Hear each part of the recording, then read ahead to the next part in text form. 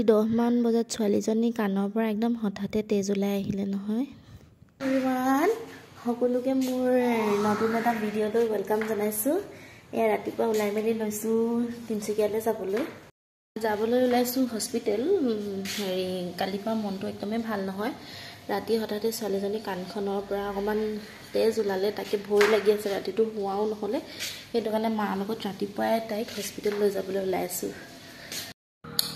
এবাৰ কৈছে কাণখন পৰুৱা সোমাই গৈছিলে, মই খুচি দিলোঁ।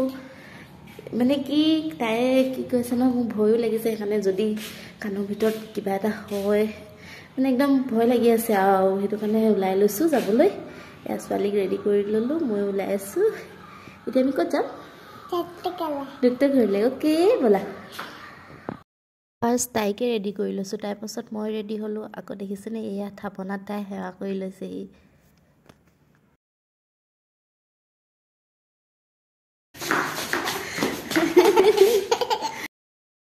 ওলাই মেলি হৈ গ'ল, এয়া যাবলৈ লৈছোঁ, ওলাই গৈ আছোঁ।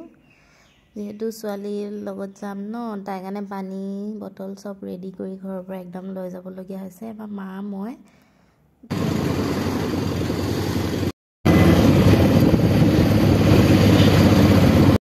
এয়া পাই গ'লোহি তিনিচুকীয়া। তাৰপিছত আজি যিহেতু ডক্টৰ নাই, এনেই আহিলোঁ।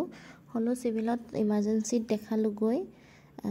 ডক্টৰজনে চাই ক'লে যে একো বিশেষ তেনেকৈতো একো দেখা নাই বাহিৰৰ পৰা, ভিতৰৰ পৰা চাবলৈ বেলেগ ডক্টৰক আকৌ ভালকৈ দেখাই ল'ব বুলি ক'লে।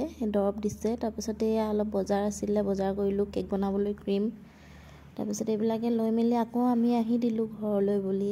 ছোৱালী ৰাস্তাত শুইয়ে আহিলে।